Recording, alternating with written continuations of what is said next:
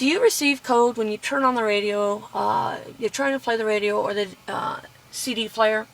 Well, the reason why you're getting code is because either your battery died, or when someone's worked on your car, they removed a cable off the post on your battery, and it was off for a minute or two. It resets the radio, and then you receive code.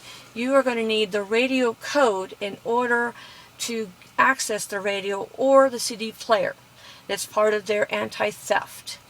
Now, for those who have a new vehicle, you should have the radio code, and if you have a navigational unit, the navigational code on the same card. Now, a lot of times they put this card in the owner's manual, and that makes it easy, but they also have a little sticker on the glove boxes. Now, however, mine is used, and I have no such thing, unfortunately. And I still need to get the serial number. Well, you can get the serial number off the radio once you remove it from the van, or once you remove it from the vehicle. Now, the way you access the radio is very simple. First of all, I'm going to turn the radio off. But first of all, you're going to set your emergency brake all the way down. You're going to push it all the way down, because what you're going to be doing is you're going to be turning the key all the way to where the lights are on. Okay? Now you're going to see mine is in neutral, because what we're going to do is we're going to put the car in neutral, and that's why you have your emergency brake on, so it doesn't move anywhere. So once you push down your brake, and then you move your handle to neutral, and again, your emergency brake is set. Once you have that, you need to have this down, because you can't access this bezel part without moving it down. Now, you are going to need just two tools. One, a Phillips, or for those who do not know Phillips, a cross screwdriver, and a flathead screwdriver. Those are the only two tools you'll need. Now, what you're going to do is you're going to push this in between the black and the gray. Mine happens to be black and gray. You push it in, then you pull it up, and then you move a little bit ways, you pull out. And then you can access it.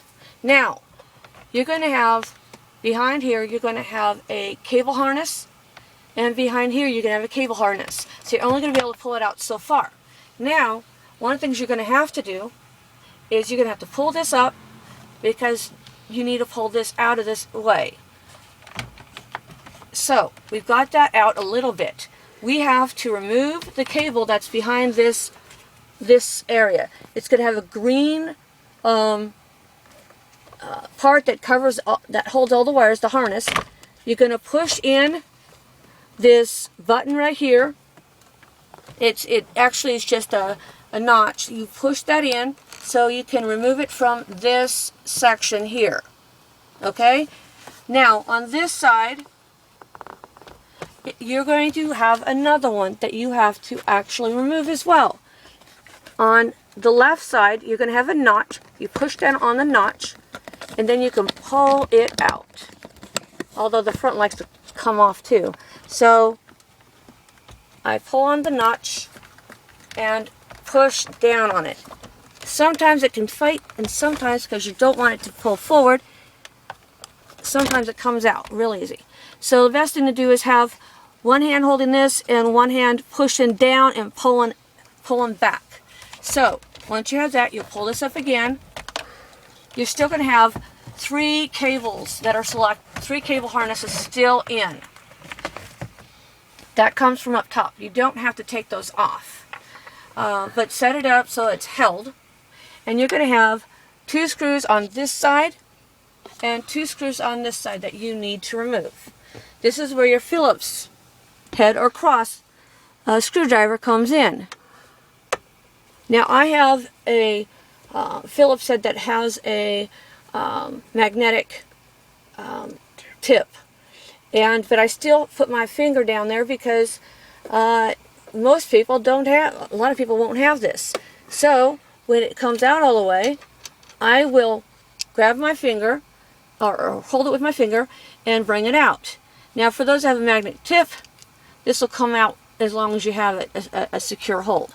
Now, I'm going to put this up here, so I got to get the other 3 screws out.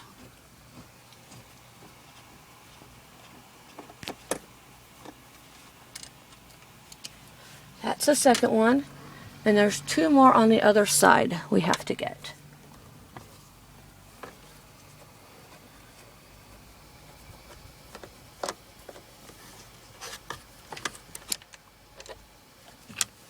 Okay. All right, 1 more.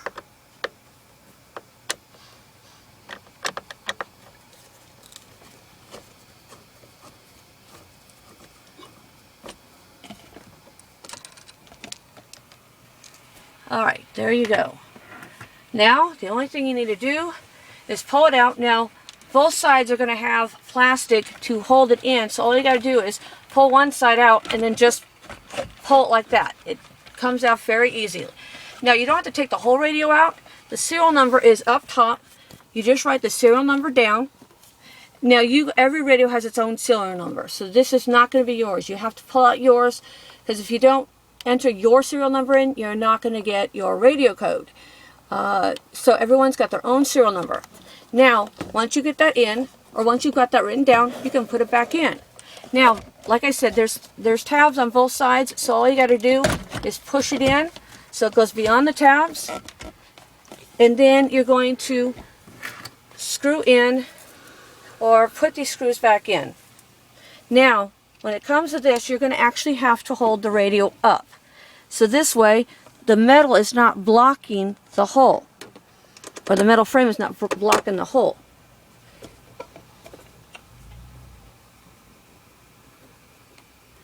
You do not tighten it all the way. When it's tight, you just back off just a half a turn, because you're going to have to push. You're going to need to secure the other 3, so this is tight, so I'm knocking it a half a turn, and I'm going to put the other screw in for this side, and again I have to hold it up so that I've got access to the whole opening, otherwise it won't tighten up correctly.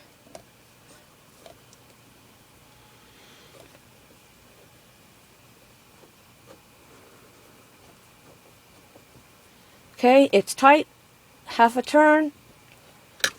Then I go on the other side. You're doing the very same thing. And again, you have to hold the radio up, because otherwise it blocks the hole. Gotta take the screw out of my hand.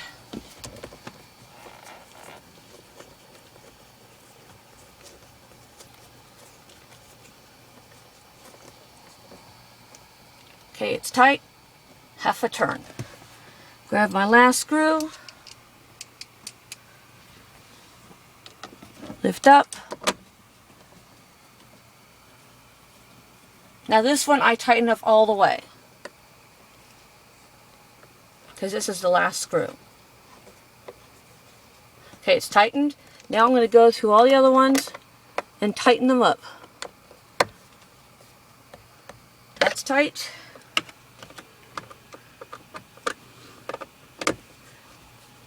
That's tight.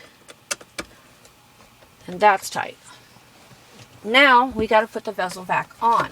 But before we put the bezel totally back on, we're going to have to put it in position so that we can get these cables back in. Now, this one's the easiest one to get to. Has a longer harness. And all you got to do is put it up. Make sure you have it, make sure it's all in it, and it'll just go in. Because I can't do it blindly. There you go. Push it in, but make sure it doesn't push this whole thing out. Okay, once that's secured, then you're not going to have as much room on this side. It doesn't give you a whole lot of room. So you're going to need to go from both sides. Make sure you get it lined up. Close. It's really easy to get it in there. It's just you have to find the right spot. Okay, there you go. That is secured. So, and again, we did not mess with these items up here. So now what you do is you have to start with this side and make sure that this is all the way in.